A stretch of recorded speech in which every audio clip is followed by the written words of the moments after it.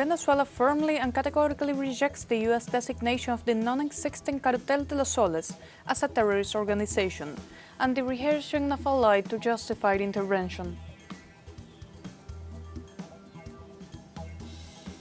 This November 25th, peoples of Latin America commemorate the 9th anniversary of the passing of Cuban Revolution's chief commander, Fidel Castro.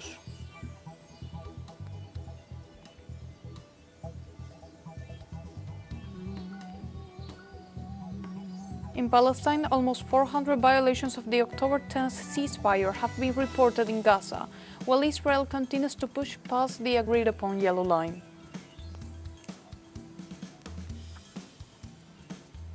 Hello, welcome to From the South. I'm Sophie Fernandez from the teleSUR studios in Havana, Cuba. We'll begin with the news. Stay with us.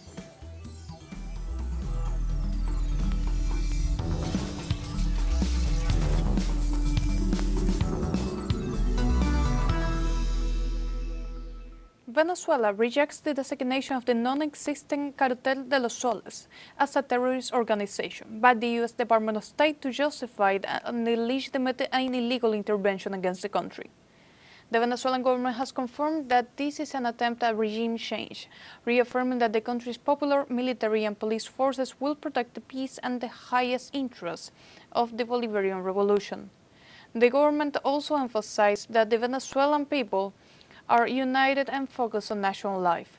He added that these actions by the White House seek to divert attention from domestic issues and generally instability, and urged the U.S. administration to rectify what it considers to be an erratic policy of aggression.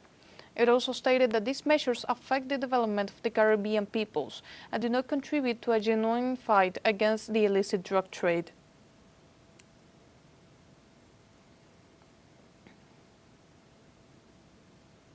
For his part, the president of Venezuela, Nicolás Maduro, expressed his gratitude for international support in defense of the right to peace in Venezuela and throughout Latin America, in the face of escalating imperialist aggression by the United States.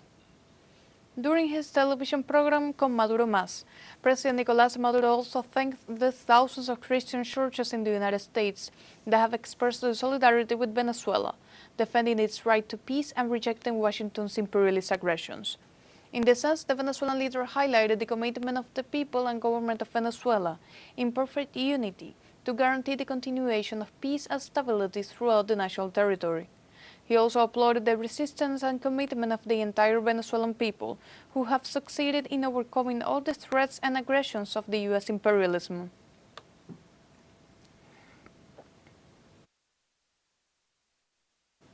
Venezuelan President Nicolás Maduro also led the Council of Ministers meeting to expand public policies related to the 7 transformations.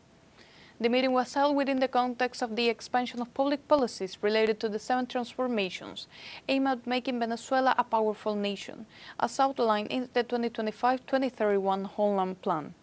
Among the topics of the agenda were the results of the 4th popular consultation held this past Sunday, November 23rd. It is worth noting that President Nicolás Maduro indicated that the direct distribution of resources to communes for the financing of this first winning project begins on November 25th.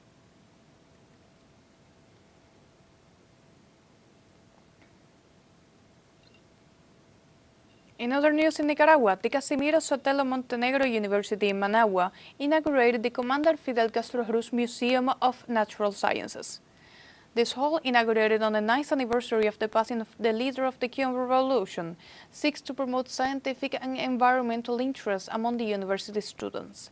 The alma mater highlighted the historical legacy and deep revolutionary admiration for Commander Fidel. In this sense, university teachers and students placed a floral offering at the foot of the image of the Cuban leader as a sign of their commitment to his ideas and principles of anti-imperialist struggle.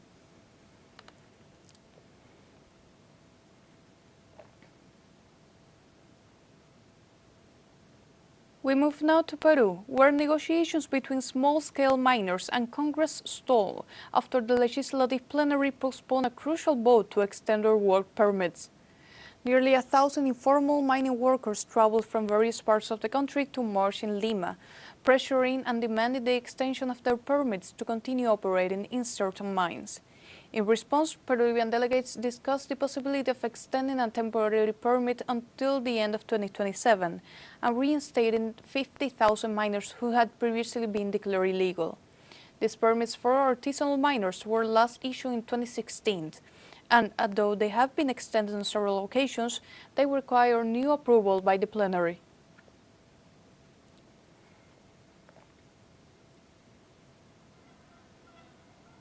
Meanwhile, Brazilian President Luiz Inácio Lula da Silva stated on Monday that his country will not be a mere exporter of critical minerals, but will seek to industrialize them to generate added value and strengthen its development.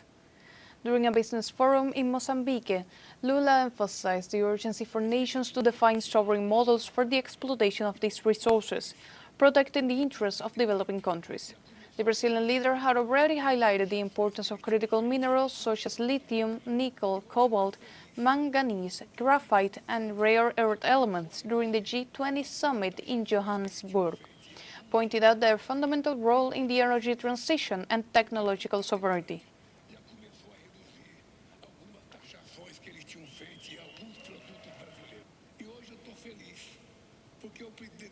In other news, the Uruguayan Workers' Union presented a proposal for the creation of a specific tax on the wealth of the richest 1% of the country to be used for policies to combat child poverty.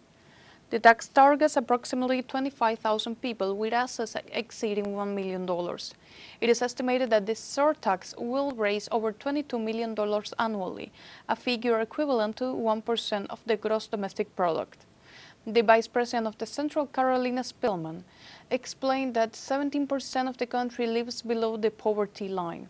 Spillman added that the working class knows that inequality does not correct itself, but requires political courage, redistribute mechanisms, and real public investment that reaches the poorest households.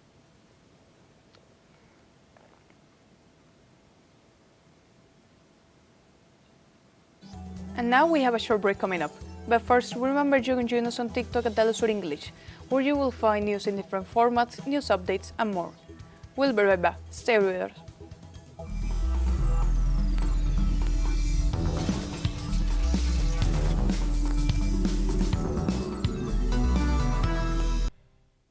Welcome back.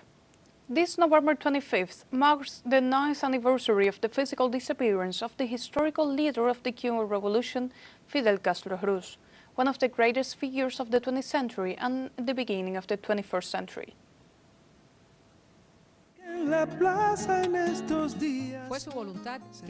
It was his wish that no school, hospital, or public work be named after him, or he didn't want monuments in his honor. He did not want his figure to become an object of worship. This is how the island looked and felt in the first days after his death. Very bad. My neighbor called me, Idalmis, Fidel died. I couldn't believe it. I've been crying and crying. I can't sleep. I'm on pills. Today I had to send for medication, but I feel terrible because we were born with this revolution.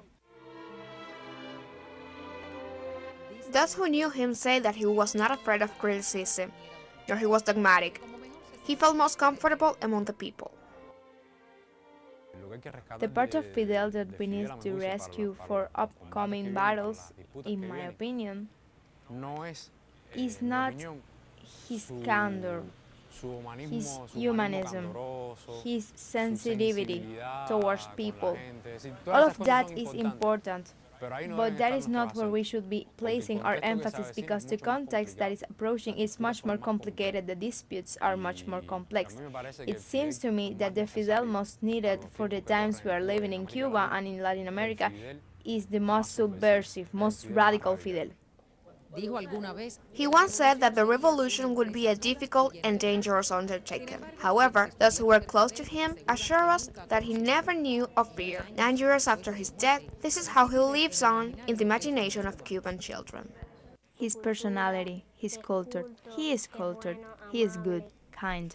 But you speak of Fidel in the present tense, as if he were still alive. Why? Because even though he is dead, to us he never died. Even if you don't believe it, Fidel is always by our side teaching us, and we are always learning things about him, even though he is no longer alive, but he is morally in the hearts of all children. diciembre de 2011 ingresó al libro Guinness de los récords. On December 2011, he entered the Guinness Book of World Records as the person who was most attempted to be assassinated. From 1959 to 2000, 638 times. He challenged no less than 10 U.S. presidents. They say he was a strategist like few others in the history of humanity. Hated by some and venerated by others. What many agree on is that he was an irremediable dreamer who was definitely victorious. Fabiola López, teleSUR, La Habana.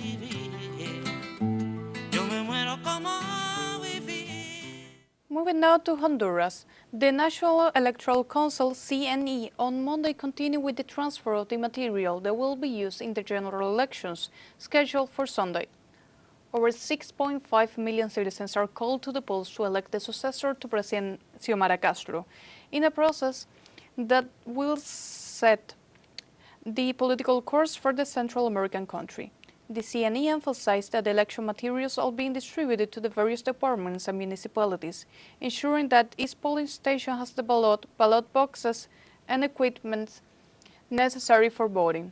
The elections will determine not only the new president, but also 3 presidential appointees, 298 mayors, 128 deputies to the National Congress, and 20 to the Central American Parliament.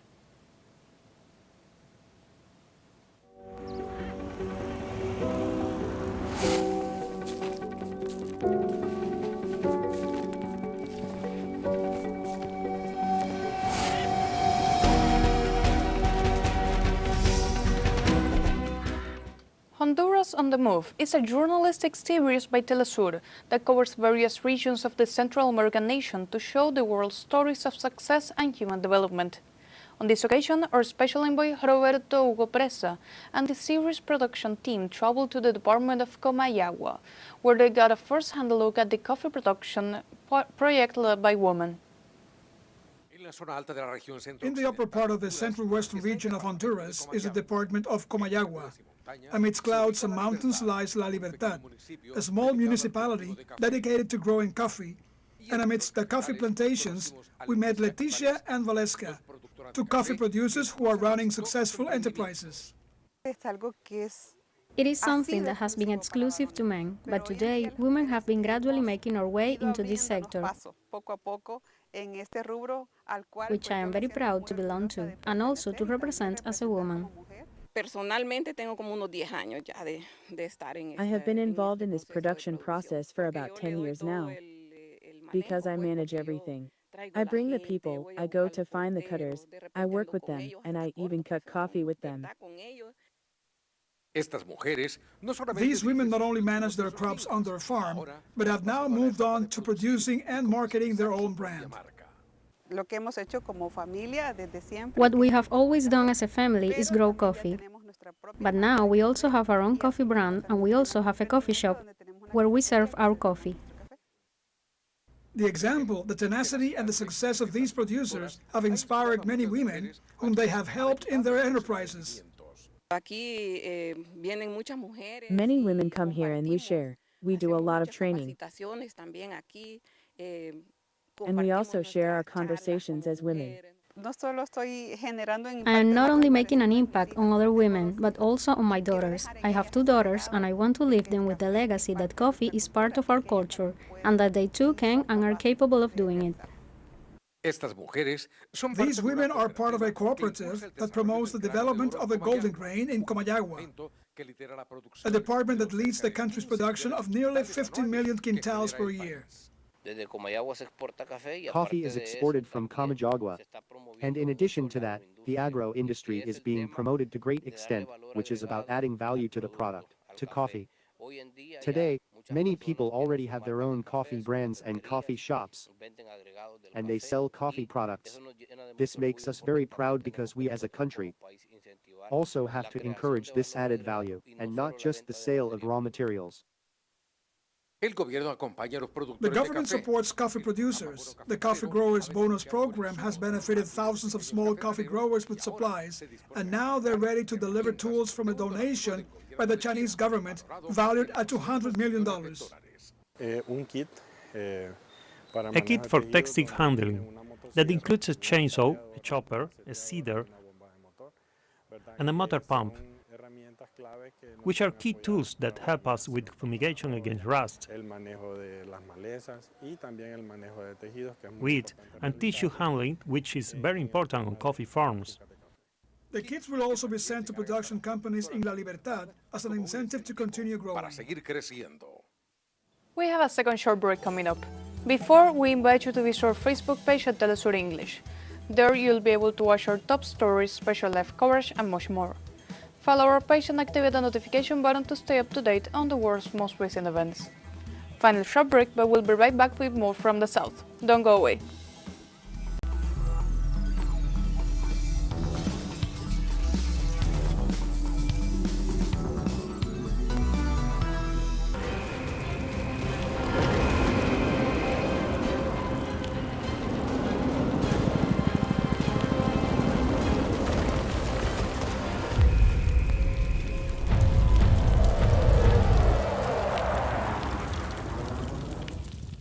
Welcome back.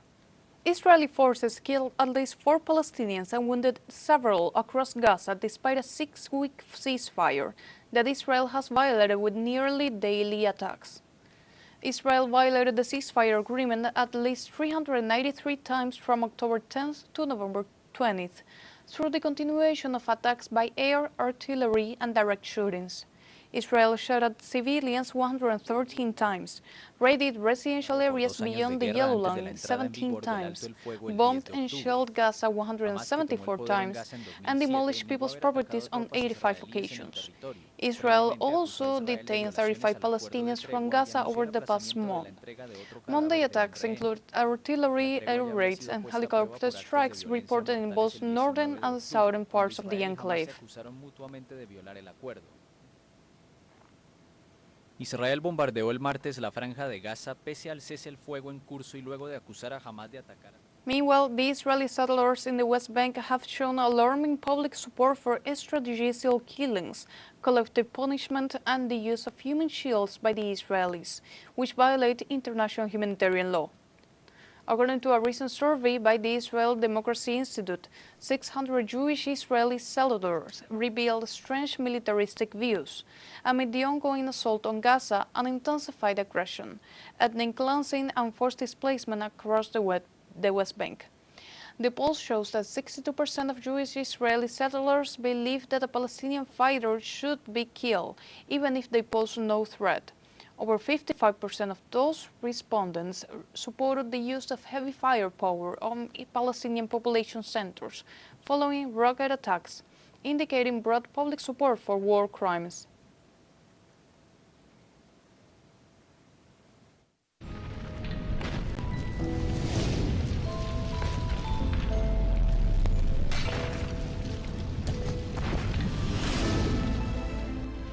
In Vietnam, floods have left over 40 people dead, dozens displaced, and serious damage to infrastructure and property in the south and center of the country.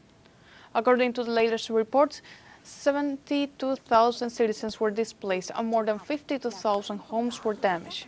Rescue teams are working to locate 9 missing people. In addition to the landslides that have caused the closure of several major roads and power outages, affecting more than 1 million people. In the city of Nha Trung, soldiers and rescuers transferred to residents to safe areas while providing essential supplies, including drinking water and food, to those affected.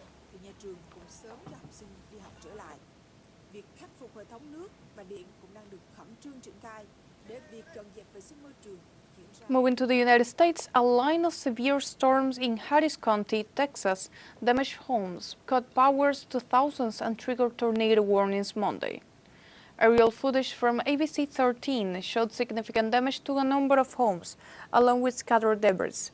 The station said severe winds and an isolated tornado continue to be possible into the evening. Forecasters warned of flooding rain and the possibility of severe thunderstorms Monday from Texas to Arkansas and Louisiana into the Mississippi. By Monday evening, more than 1,000 flights into and out of Dallas-Fort Worth International Airport were delayed and over 100 canceled, according to the flight tracking site FlightAware.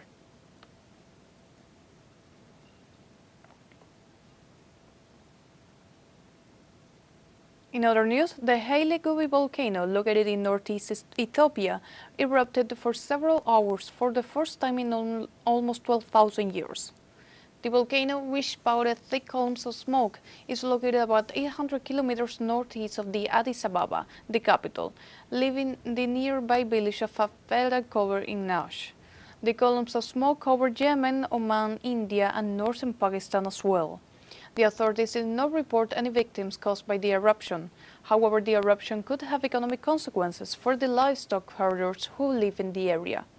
To date, the Afar authorities have not declared the number of people displaced.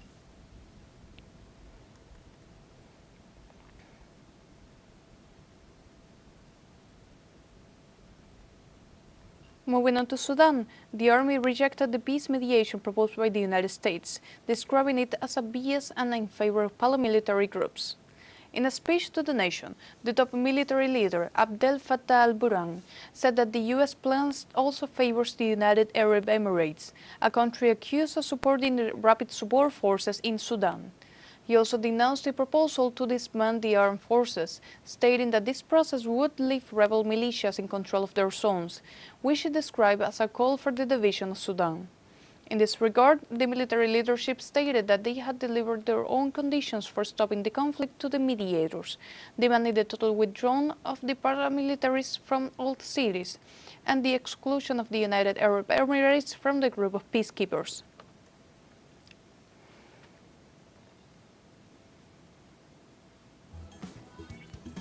And like this, we have come to the end of this news brief. You can find this and many other stories on our website at telesurenglish.net. And join us on social media. We're on Facebook, X, Instagram, Telegram, and TikTok. For TeleSUR English, I'm Sophie Fernandez. Thank you for watching.